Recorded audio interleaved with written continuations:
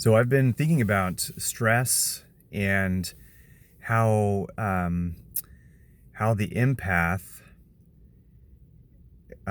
deals with stress or experiences stress differently than others, and I want to tie it into exercise at the end because sometimes exercise can feel like stress and actually trigger a trauma response. So when I was going through massage school and then um, certification and degree in personal training, I studied in anatomy and physiology, the different nervous systems that we have, and two of them in handling the stress or just kind of daily life stuff um, was the sympathetic and then the parasympathetic nervous system. So we were taught that the sympathetic was the fight or flight nervous system, and the parasympathetic was the rest and digest.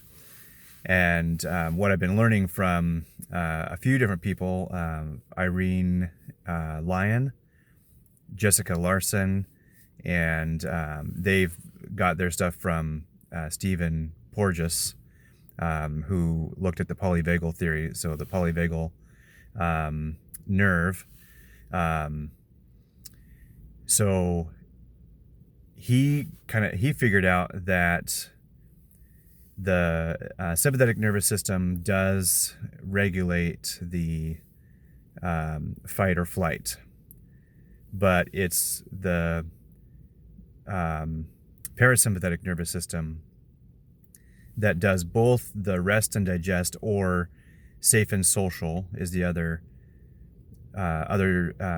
characteristics, and freeze.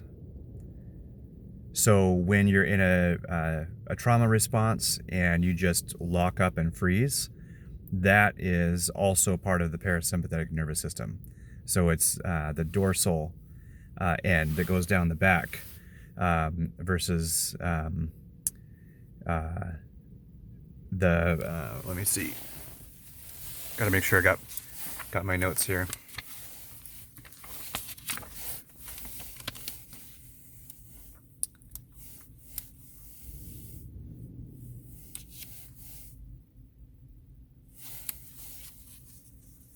Ventral vagal is the front, is the safe and social. So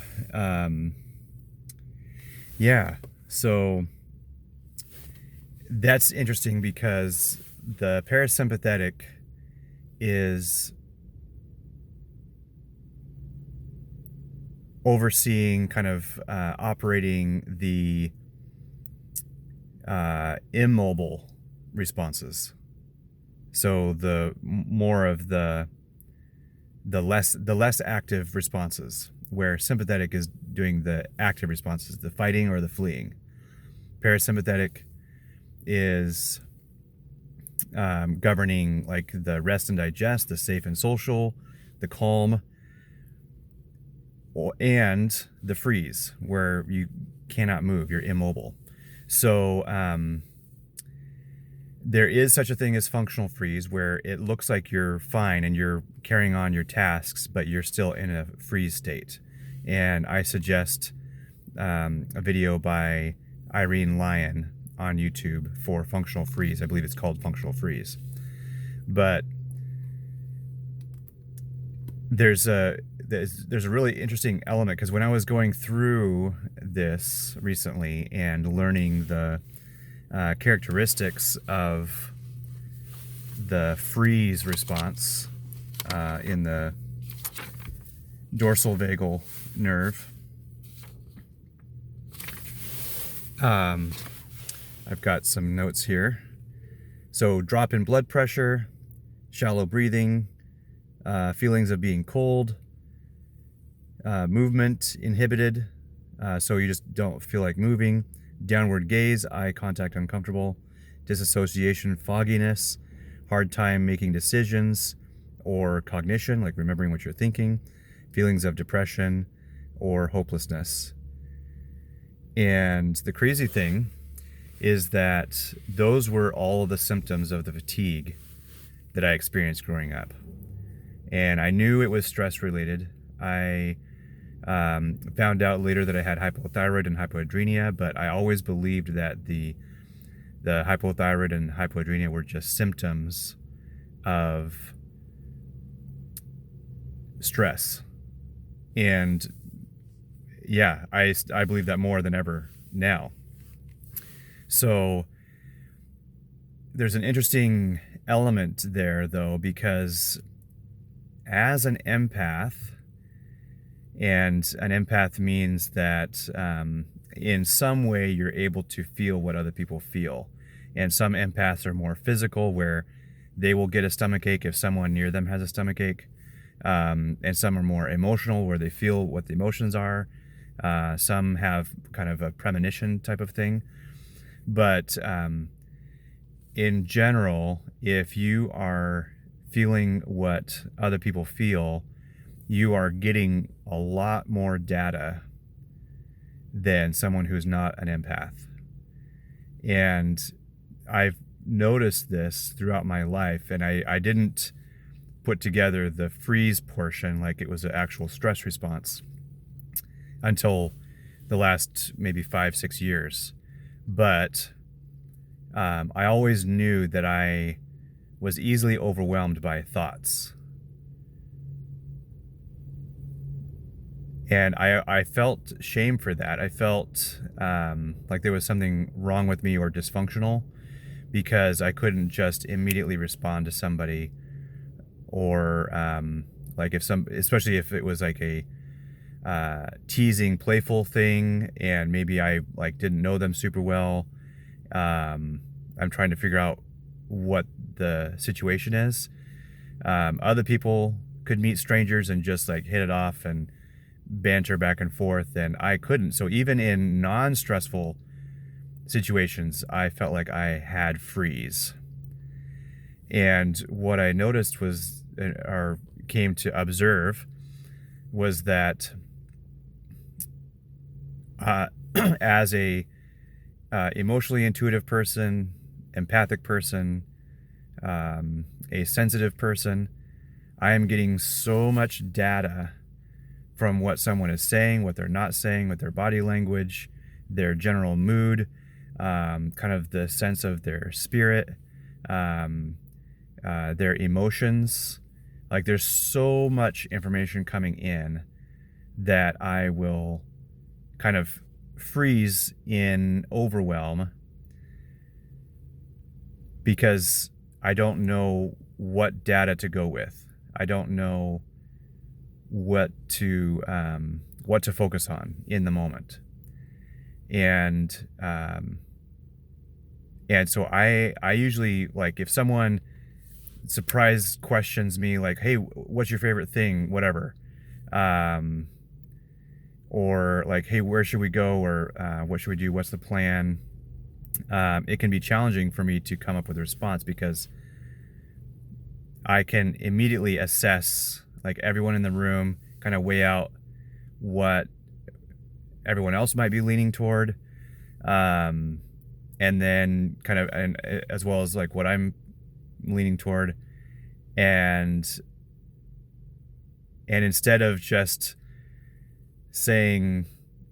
representing myself and saying what I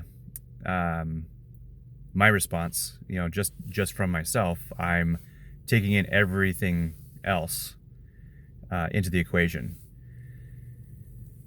And so, yeah, that can be overwhelming and make it hard to communicate and make it seem like I don't know what I'm thinking, don't know what I want, don't know how to communicate.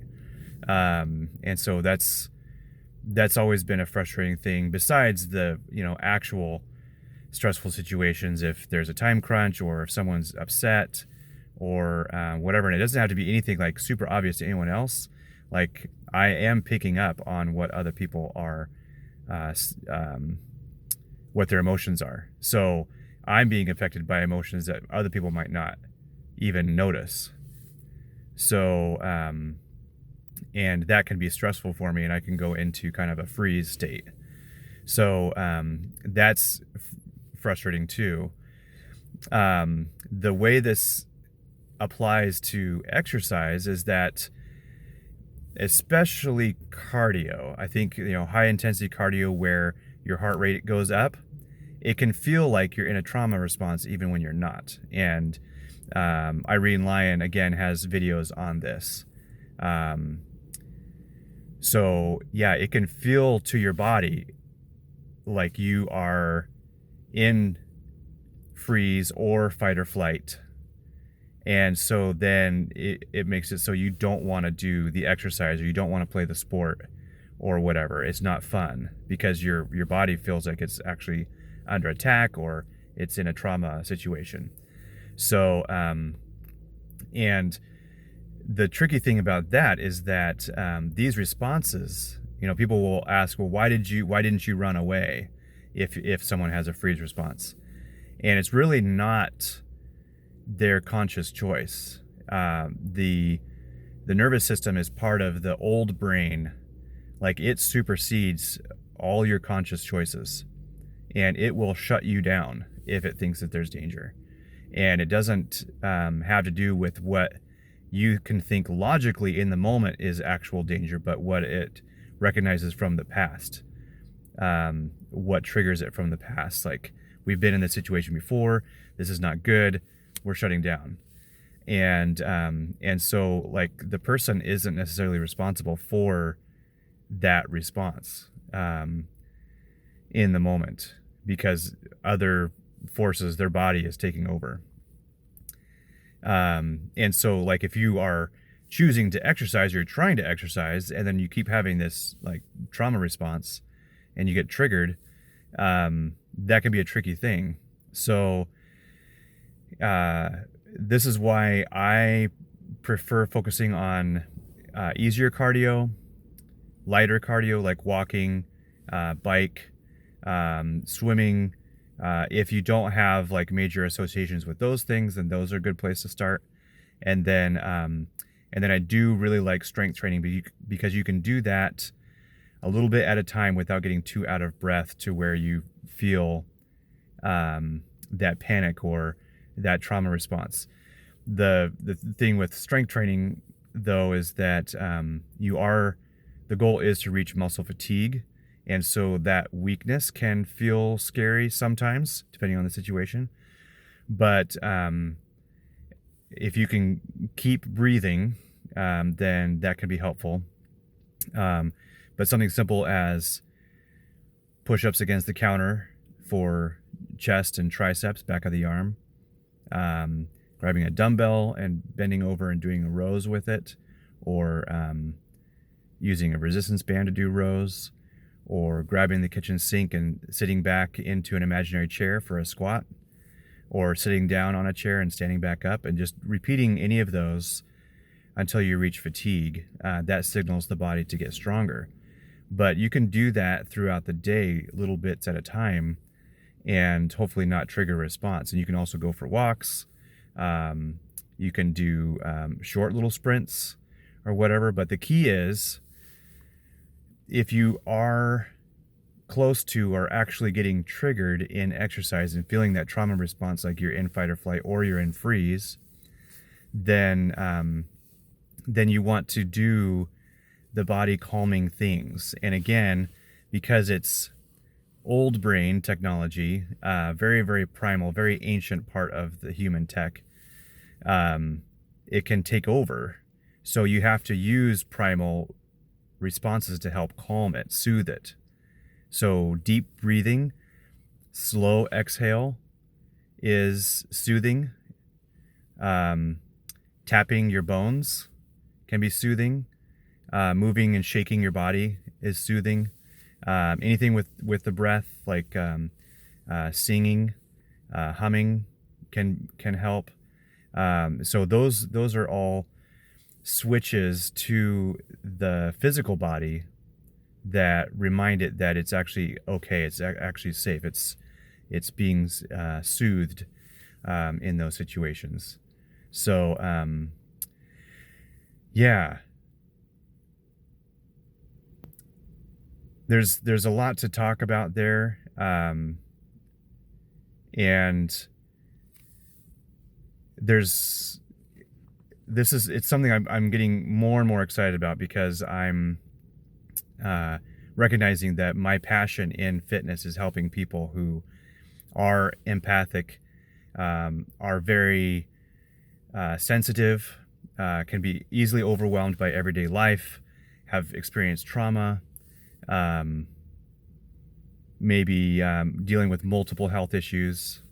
So I've mentioned it in a couple of videos, but I'm planning on starting a online fitness community for empaths.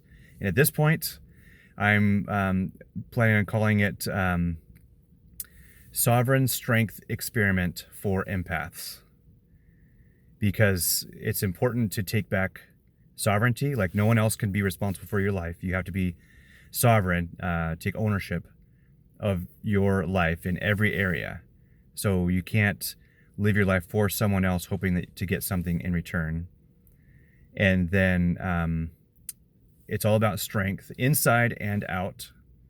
So taking your power back, physically as well as emotionally, energetically, spiritually.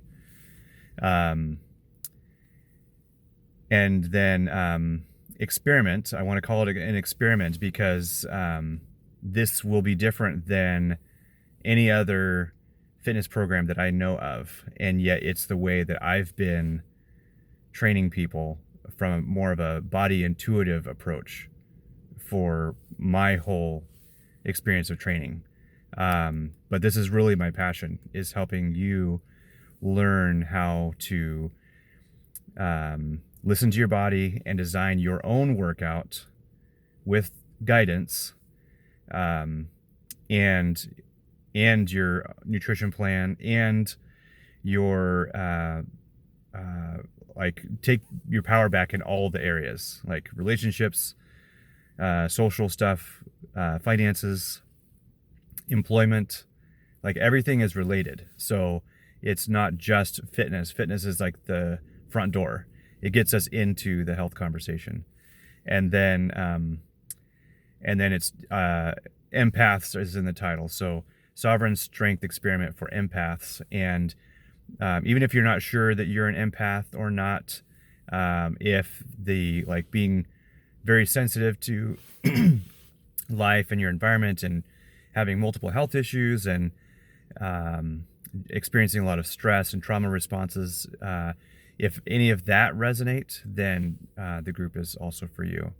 So I'll keep posting videos, and then I'll be giving more information next week on the group.